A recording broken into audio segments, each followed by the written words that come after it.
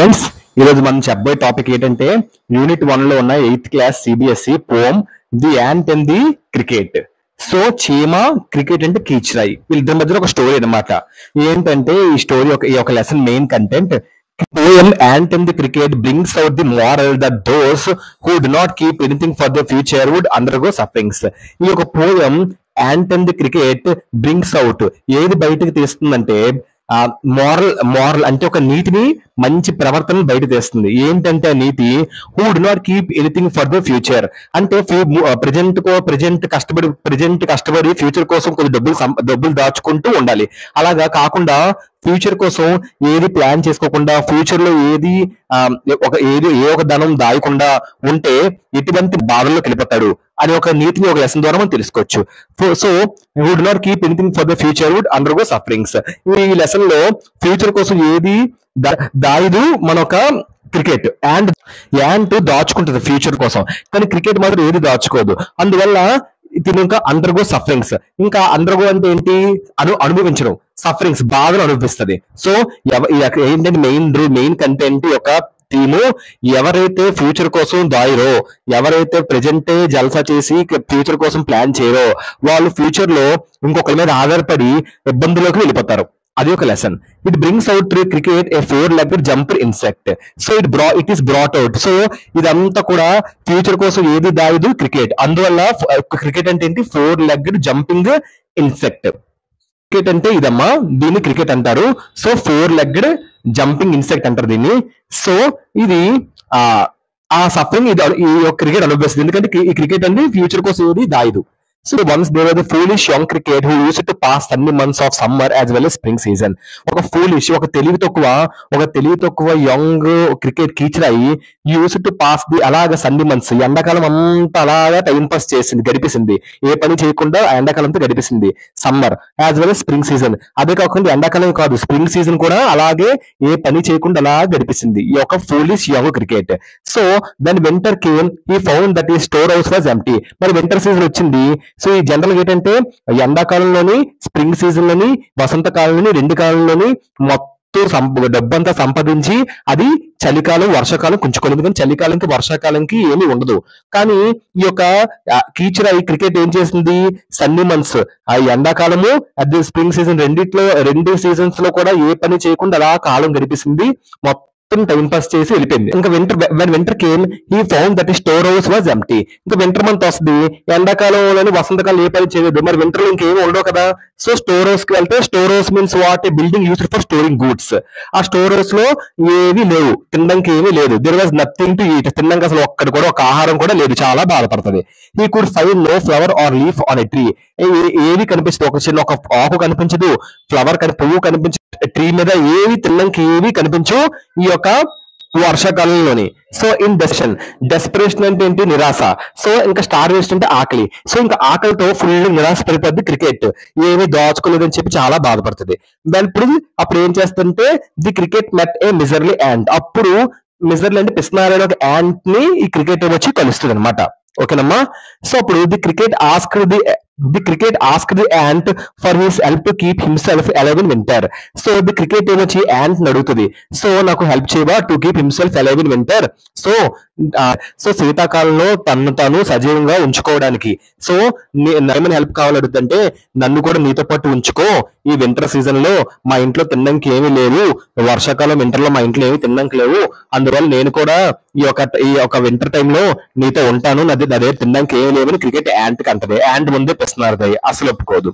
He told him that he would die of starvation and sorrow if he did not get anything to eat. ఇంకేమంటదంటే, మీ ఇంట్లో నన్ను ఉంచుకో winter month అంతా, నాకు ఏదైనా పెట్టు, నాకు కడుపు నిండా పెట్టవసరం లేదు, మౌత్ ఆఫ్ గ్రెయిన్స్ అంటే నోటికి తగిలితే చాలు, నోటి నిండా పెడితే చాలు అని క్రికెట్ యాంట్ కి చెప్తుంది. అప్పుడు ఒకవేళ నువ్వు కనుక నాకు ఏమీ పెట్టకపోతే నేను చనిపోతాను, ఈ ఆకలికి చాలా బాధపడతాను, చాలా బాధ వేస్తుంది నాకు, ఆ బాధకి ఆకలి నుంచి చచ్చిపోతాను, నాకు ఏమి తినడానికి దొరకకపోతే అని క్రికెట్ యాంట్ కి చెప్తుంది. అప్పుడు ask the ant for protection. నాకు ప్రొటెక్షన్ ఇవ్వు, నాకు రక్షణ ఇవ్వు అని యాంట్ కి క్రికెట్ వచ్చి చెప్తుంది. From rain and for a small quantity of food. ఇక వర్షం పడుతుంది, సో వర్షాకాలంలో తినడానికి ఏమీ లభించవు, ఎండాకాలంలోని నేను నేను సమ్మర్ మంత్ లోని వసంతకాలంలో నేను ఏది చేయలేదు, టైం పాస్ చేశాను, అందుకు గాను నేను ఇప్పుడు పనిష్మెంట్ అనుభవిస్తున్నాను. ఇంకా వర్షాకాలంలో చలికాలంలో ఆ వర్షాకాలంలో చలికాలంలో ఎటువంటి పనులు ఉండవు. సో అందుకే నేను చాలా బాధపడుతున్నాను. వర్షం ఒకటి పడుతుంది బయట, నాకు రక్షణ కల్పించు, అట్లీస్ట్ తినడానికి నోరారా ఏదో ఒకటి పెట్టు, లేదంటే నేను చనిపోతానేమో అని చెప్తుంది. He say that would repay the debt soon. నాకు నువ్వేం ఫ్రీగా వద్దు, నాకు అప్పైనా ఇవ్వు, నేను మళ్ళీ తిరిగి కట్టేస్తాను. ఆ అప్పుడు నేను అట్లీస్ట్ కొన్ని రోజుల్లో మళ్ళీ నెక్స్ట్ మన సమ్మర్ మంత్ రాగానే కట్టేస్తాను. సో అప్పటి వరకు నాకు హెల్ప్ చేయు అని క్రికెట్ యాంట్ కి చెప్తుంది. అప్పుడు ant told the cricket that it was the principle of the ant that they neither borrow nor lend. అప్పుడు ant అంటది కీచు అని ముద్దుగా కీచు అని పిలుస్తుంది. కీచు, నేను నీకు ఏ హెల్ప్ చేయలేను. మా చీమలు ఏంటంటే యాంట్స్ అనేవి చాలా జాగ్రత్త పరులు, అంటే జాగ్రత్త పడతాయి, ముందు ఫ్యూచర్ కోసం ఆలోచించి బాగా జాగ్రత్త పడతాయి. ఇంట్లో కూడా తన స్వరంగాని తనే తవ్వుకుంటే యాంట్స్. అసలు యాక్లు పాము పుట్ట పెడుతుంది అంటారు, కానీ పాము కాదు పుట్ట పెట్టేది, యాంట్సే పుట్టలు పెడుతుంది. సో పుట్టలు పెట్టి తను కాపాడుకుంటది. యాంట్ చాలా జాగ్రత్త పడతాయి యాంట్స్. అలాగే యాంట్స్ ఒక ప్రిన్సిపల్ అంట, యాంట్స్ ఒక సూత్రం ఏంటంటే యాంట్స్ అంట ఎవరి దగ్గర కూడా అప్పు తీసుకోవు, అప్పు ఇవ్వంట. సో చూడమ్మా, రెండు నెగిటివ్స్ చెప్పినప్పుడు మనం సింపుల్ పాస్ట్ డింట్ తో చెప్పకూడదు. రెండు నెగిటివ్స్ చెప్పినప్పుడు నైదర్ నాట్ తో చెప్పాలి. సో ఇక్కడ బారో లెండ్, అప్పు ఇవ్వదు, అప్పు తీసుకోదు, అప్పు ఇవ్వదు అని చెప్తున్నారు కదా, రెండు నెగిటివ్స్ చెప్తున్నారు కదా, అలాంటప్పుడు నైదర్ నాట్ తో పెట్టాలి. సో అలాగా the ant asked the cricket when what he had done during the summer and spring. ఎంత బాధపడుతున్నావు కదా, నువ్వు ఏం చేసావు సమ్మర్ మంత్, మరి ఎందుకు ఏ పని చేయకుండా అలా ఖాళీగా కూర్చున్నావు, ఏదైనా పని చేసుకొని నువ్వు ఆ సమ్మర్ మంత్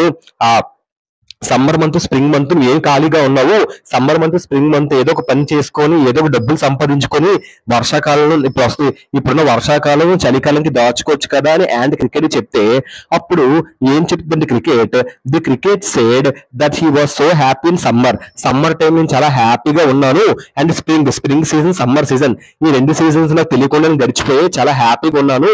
ఆ టైంలో నేను ఏం చేశానంటే that he pass the time by singing all through the day and night. అప్పుడు సమ్మర్ టైంలో నేను వసంతకాలం టైంలో నేను ఏం చేస్తూ కూర్చున్నానంటే అలా పాటలు పాడుకుంటూ ఉన్నాను, డే అండ్ నైట్, రాత్రి పగలు అలా పాటలు పాడుకుంటూ ఉన్నాను. అందువల్ల నాకు టైం తెలియకుండానే సమ్మర్ మంత్ స్ప్రింగ్ మంత్ అయిపోయింది. తద్వారా దానికి ఇప్పుడు ఫలితాన్ని అనుభవిస్తున్నాను, అందరి దగ్గర అడుక్కునే స్థితికి వెళ్ళిపోయాను, ఏవి ఫ్యూచర్ కోసం ఏ ప్లాన్ చేసుకోలేకపోయాను అని చాలా బాధతో క్రికెట్ నుంచి యాంట్ కి చెప్తుంది. అప్పుడు దాన్ని ant told cricket to pass the winter and dance. అవునా కీచు, నువ్వేమొచ్చి సమ్మర్ టైము స్ప్రింగ్ టైము ఈ రెండు టైమ్స్ లోనే పాటలు పాడుకుంటున్నావా, ఫ్యూచర్ కోసం ఏంటి ఆలోచించలేదా? సో పని చెయ్యి, ఇప్పుడు అలాగే వింటర్ మంత్ నడుస్తుంది కదా, ఈ సమ్మర్ మంత్ స్ప్రింగ్ మంత్ ఏ పనులు చేయకుండా పాటలు పాడుకున్నావు కదా, ఇప్పుడు వింటర్ మంత్ వస్తుంది కదా, వింటర్ మంత్ వెళ్ళిపోయి డాన్స్ వేసుకో అని చెప్తుంది. By saying that ant close the door, అలా చెప్పి మొహం మీదే ant close the door of his house, మొహం మీదే క్రికెట్ మొహం మీద అంతా బయటే జరుగుతుంది, వర్షం పడుతుంది, వర్షం బయట జరుగుతుంది, మొహం మీద తొలిపేసేసి the ant. The cricket came out of the ants out sadly. ఇంకా క్యాంట్ హెల్ప్ చేయపోయేసరికి క్రికెట్ చాలా సాడ్ గా ఇంట్లో నుంచి అదే బాధతో బయటకు వెళ్ళిపోద్ది. Through this poem, the poet conveys the message that people who would behave like the cricket of the story would suffer. So, ఈ యొక్క పోయం కట్టుకథ అనుకుంటారు కదమ్మా, ఇది కట్టుకథ కాదు, రియాలిటీ ఒక మోరల్ మనకు చెప్తున్నారు. పోయిట్ ఏం కన్వే చేస్తున్నాడు, ఒక మెసేజ్ ఇస్తున్నాడు. ఏంటంటే అది people who would behave like the cricket, ఎవరైతే క్రికెట్ లా బిహేవ్ చేస్తారో స్టోరీలో వాళ్ళు కూడా సఫర్ అవుతారు. ప్రెజెంట్ లో కష్టపడి ఫ్యూచర్ కోసం కొంత సంపాదించుకోవాలి, ఫ్యూచర్ లో కొంచెం దాచుకోవాలి.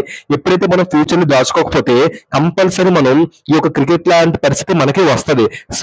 సో ఈ విధంగా మనం సఫర్ అవ్వకూడదు అనే ఒక నీతిని ఒక లెసన్ ద్వారా మనకి ఒక పోయం ద్వారా మనకి అందించారు. సో ఎప్పుడు కూడా ఫ్యూచర్ కోసం ప్లాన్ చేసుకొని ఫ్యూచర్ చాలా జాగ్రత్తగా కాపాడుకోవాలి.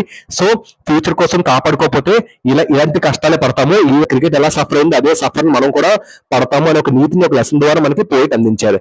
This poem was adapted from the Aesop fables. Adapted అంటే తీసుకోవడం, దత్తత తీసుకోవడం అనమాట. దేంట్లో తీసుకున్నారు, యాసోప్ ఫ్యాబుల్స్. అంటే ఒక చిన్న పెట్ట కదమ్మా, అందులో మోరల్ ఉంటది, అదే నీతి కథలు అంటారు కదా ఫ్యాబుల్స్. ఇది ఒక యాసోప్ ఫ్యాబుల్స్ అంటే అతని కథలన్నీ ఎలాగుంటాయి అంటే ఒక యానిమల్ రూపంలో ఒక నీతిని తెలియజేస్తాడు. సో మనుషుల యొక్క క్యారెక్టర్స్ యానిమల్స్ క్రియేట్ చేసి వాటిలో నుంచి నీతి వాక్యాలన్నీ తీస్తూ ఉంటారు ఈ యొక్క యాసోప్ ఫేబుల్స్ లో నుంచి. ఇదమ్మా lesson. Hope you understand this lesson. ఒకసారి మీకు షార్ట్ గా చెప్తాను చూడండి అమ్మా. ఒక లెసన్ యాంట్ అండ్ క్రికెట్ ఏంటంటే ఒక మోరల్ నీతి వాక్యాలే ఇస్తున్నామా. ఏంటంటే ఏదైతే ఫ్యూచర్ కోసం ప్లాన్ చేయరో వాళ్ళు సఫరింగ్ కి వెళ్ళిపోతారు, వాళ్ళు కష్టాలు అనిపిస్తారు. ఫ్యూచర్ కోసం కంపల్సరీ ఏదో ప్లానింగ్ చేయాలి, లేదంటే కష్టాల పాలు అయిపోతారు. ఆ ఫ్యూచర్ కోసం ఏ ప్లానింగ్ చేయలేని క్రికెట్ ఈ యొక్క లెసన్ లో అలాగే సఫరింగ్ కి వెళ్తుంది, చాలా బాధపడుతుంది. క్రికెట్ అంటే అది ఫ్యూచర్ కోసం ఏ ప్లాన్ చేసుకోదు, తద్వారా తను అన్ని కష్టాలు అనిపిస్తూ లెసన్ లో. సో ఒక foolish young cricket summer months లో, సమ్మర్ టైంలో, స్ప్రింగ్ టైంలో ఏ పని చేయకుండా, ఎందుకంటే సమ్మర్ మంత్ లో, స్ప్రింగ్ టైంలో ఈ రెండు టైంలోనే ఏమైనా డబ్బులు సంపాదించి నెక్స్ట్ వస్తున్న వింటర్ మంత్, చలికాలం అయిన వర్షాకాలం, రైనీ సీజన్ కి దాచుకోవాలి. కానీ అది ఏం ఆలోచించకుండా సమ్మర్ మంత్, స్ప్రింగ్ మంత్ పాటలు పాడుకుంటూ టైం అంతా గడిపిస్తుంది ఈ యొక్క యంగ్ క్రికెట్. ఇంకా అలాగా వింటర్ మంత్ వచ్చేస్తుంది, ఇంట్లో ఏమీ ఉండవు, స్టోర్ హౌస్ అంతా ఎంప్టీ అయిపోద్ది, తినడానికి ఏమీ ఉండవు, ఒక ఫ్లవర్ ఉండదు, ఒక చెట్టు ఉండదు, చెట్టు మీద ఆకు ఉండదు, ఫ్లవర్ ఉండదు, ఏమీ ఉండవు. సో ఇంకా అది నిరాశ పడిపోద్ది ఆకలితో. అప్పుడు ఏమేసి తన ఫ్రెండ్ అయినా యాంట్ ని కలడానికి వెళ్తది. క్రికెట్ యాంట్ అంటది, నీకు ఏ హెల్ప్ చేయాలంటే, అప్పుడు క్రికెట్ అంటది, నేను ఆకలితో ఉన్నాను, నేనేమి వింటర్ మంత్ నేను నీతో ఉంటాను, బాగా ఆకలి ఉంది, ఆకలితో చచ్చిపోయాను, అందుకే వింటర్ మంత్ నెక్స్ట్ వస్తుంది రైనీ సీజన్ నీతో ఉంటాను, నాకు రక్షణ కల్పించు, వర్షం పడుతుంది బయట, చలిసేస్తుంది, నాకు ఒక ఇల్లు కూడా లేదు, తినడానికి ఏమీ లేదు అని బాధతో ఈ యొక్క క్రికెట్ యాంటీకి చెప్తే, నాకు చిన్న నోరారా ఫుడ్ ఇవ్వు, కొడుకు నిండా పెట్టొద్దు అని చాలా ప్రాధాయపడుతుంది. ఈ సైడ్ దానికి కావాల్సిన నాకు ఫ్రీగా ఇవ్వద్దు, అప్పుడే ఇవ్వు, నేను మళ్ళీ నీకు వెంటనే అప్పు నేను తీర్చేస్తానని చెప్తుంది.